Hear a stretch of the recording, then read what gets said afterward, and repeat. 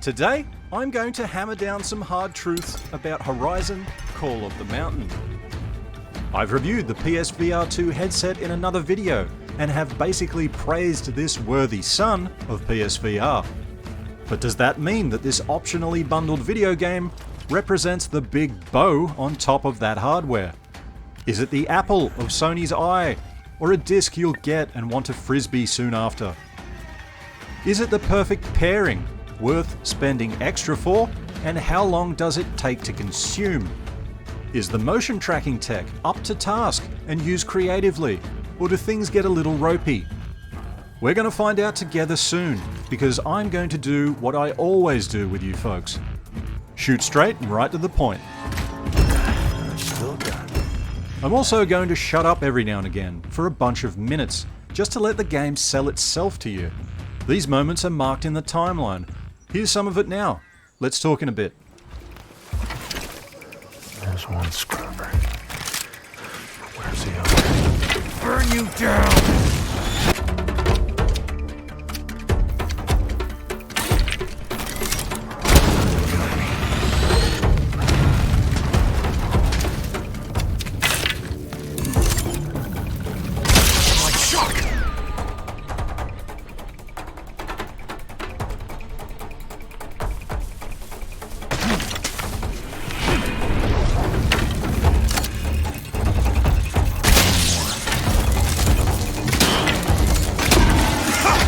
Take all its armor!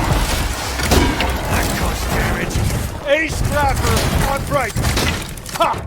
There's a whole pack of them! Now I can hit it where it hurts. You got me!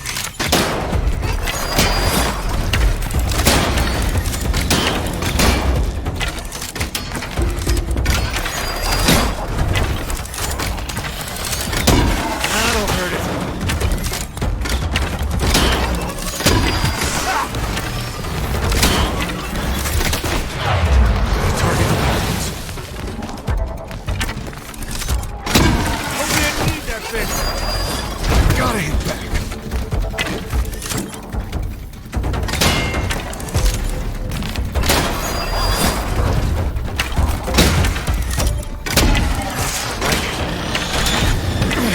Come on, guys.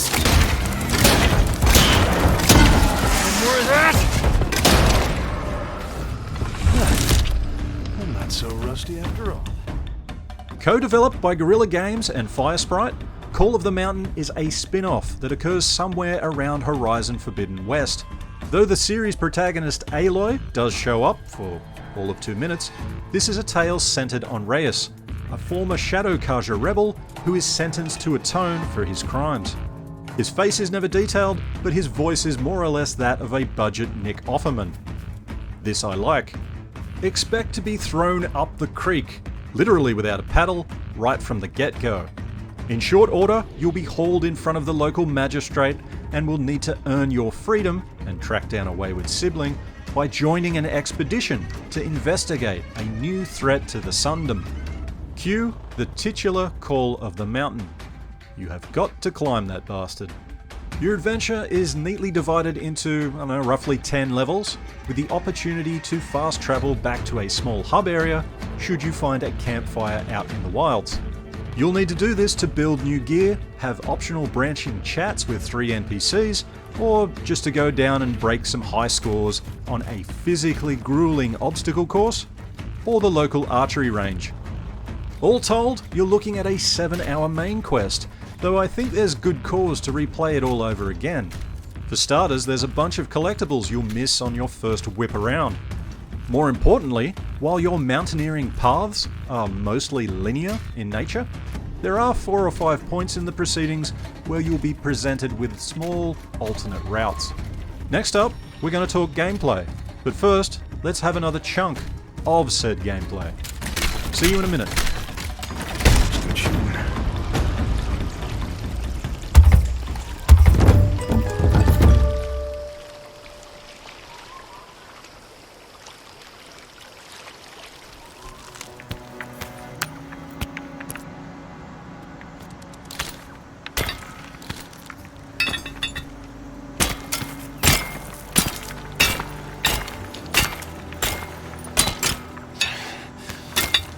should lead up to Sadahin's vision.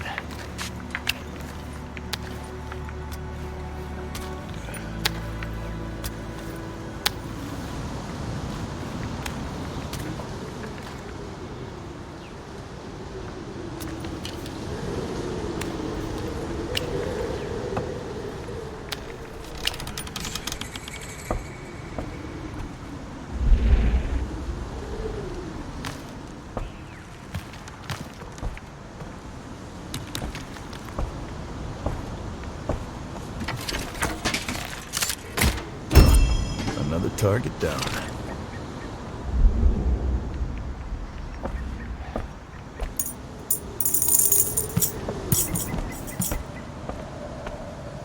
The dawning of the sun. You always wanted us to see it, Father. Now I've seen it.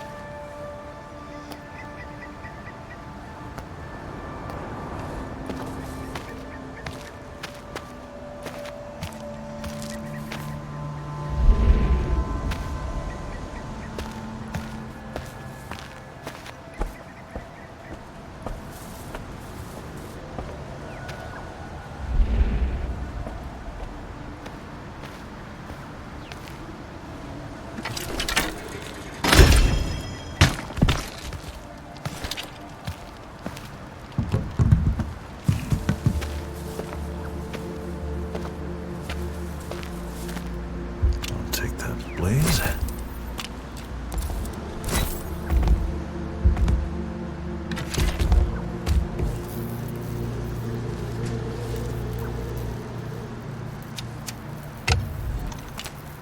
That's it. God. That's it.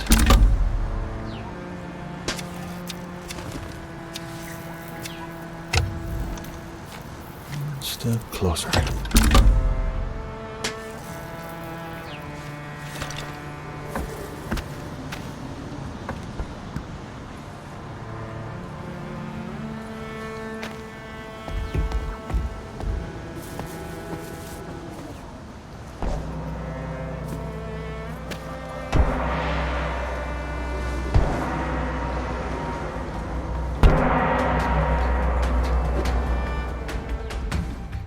In terms of cool mechanics and flow of action, you'll really need to come to literal grips with the fact that this game is primarily a climbing and puzzling adventure, less an action title.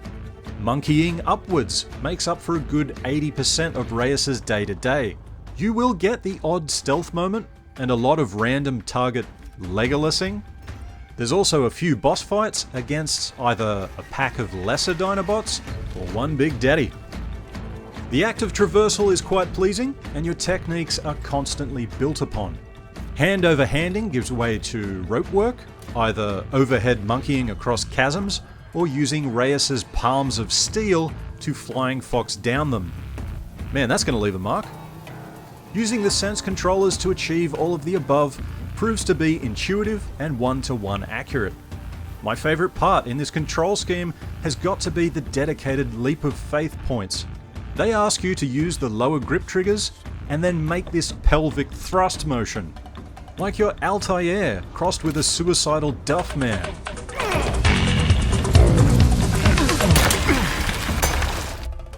Ascending the mountain will also require an increasing bag of tools. Smacking dual climbing axes into specific rock faces makes great use of the trigger haptics. It's the same deal with wrist flicking to essentially create a DIY flying fox with your rope dart, or slicing a padlock barrier with your frisbee. Basically, there's a crapload of physically taxing climbing to do in Call of the Mountain, but it's always kept fresh and interesting.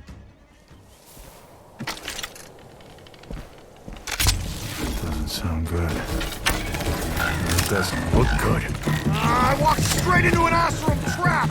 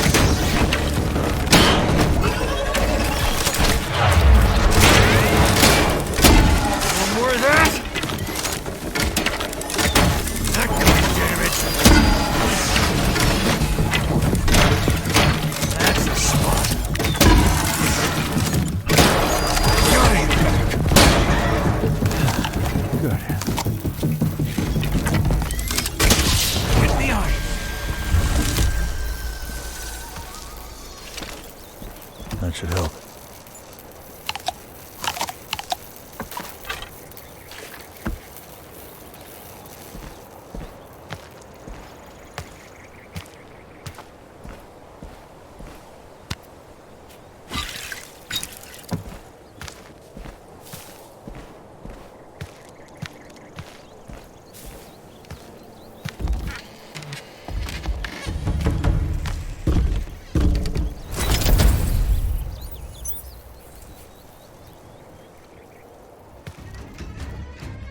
In the rare moments when Reyes isn't getting higher than a hippie in a hot air balloon, he's keeping the local Dinobot population down with a bow. Keep taking pieces. Very blinkered stealth sections can devolve into combat, but the Sawtooth's share of brawling gets done in boss fight arenas. Interestingly, your traditional twin-stick movements now become simplified during these moments.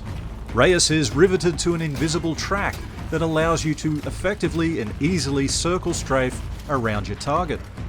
Incoming fangs and talons can be quickly avoided with a timely flick of your right analog. Sometimes special ammo or health apples are dotted around for a quick snatch. Honestly, these fights are brilliant and highly reminiscent of the best moments of the fully fledged Horizon games.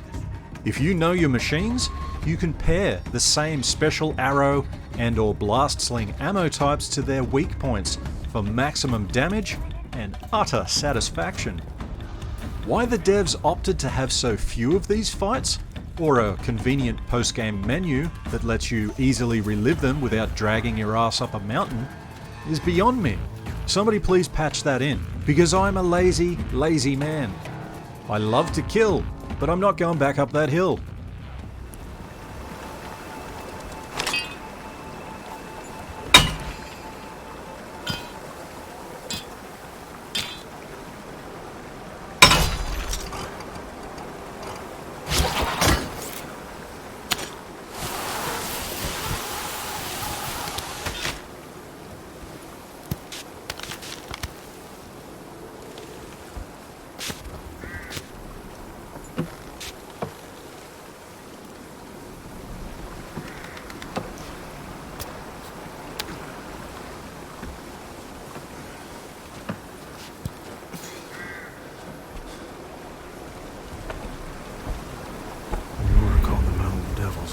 Because of the giant ancient machine up there.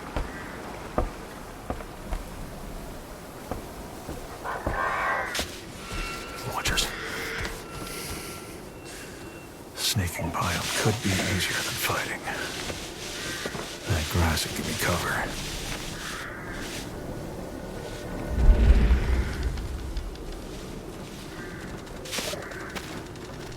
So far, so good.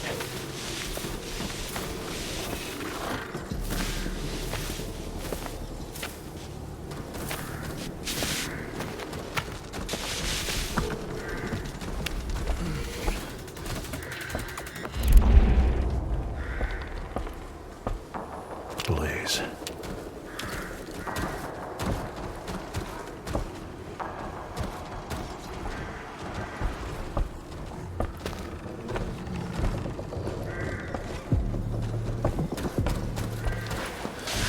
Another watcher ahead.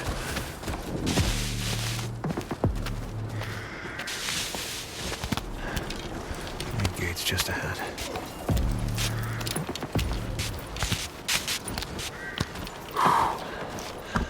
Made it. More watchers. The Osprey definitely aren't in this part of the settlement. There, I should be in cover.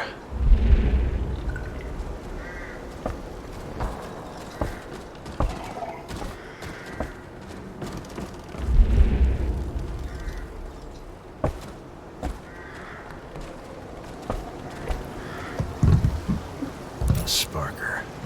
Just keep out of sight now.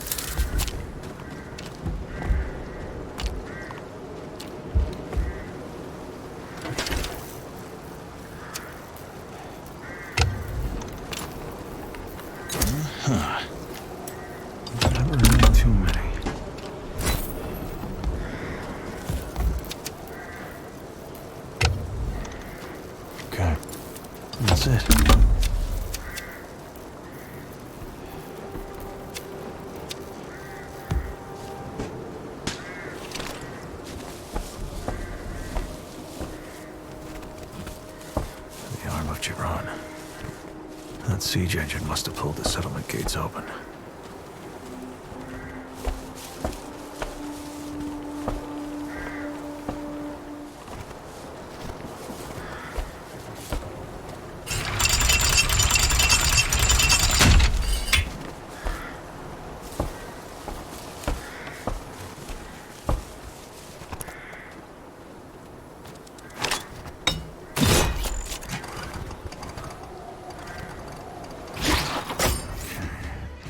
When it comes to pros and cons, Call of the Mountain has way more positives than negatives. But I will get the bad stuff out of the way first. Finger tracking of your thumbs and index aren't as sure as I'd hoped. Though none of this has any real bearing on gameplay, I found it odd that I had to really put some effort into forming a thumbs up, an accusatory point, or a peace sign that wouldn't wig out a little when I attempted it. In terms of gripes, that's a Call of the Molehill, I guess. Not a huge deal. I'm much happier to report that this finger tracking issue is not a fundamental problem with the Sense controllers. I know of at least 3 or 4 other PSVR2 games that handle finger tracking much better. So yeah, this is just kind of a weird oversight for a flagship title.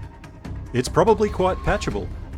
Other letdowns revolve around the high standalone price of this product versus the runtime it provides. Some defenders will say that 7 hours is a better than average VR experience.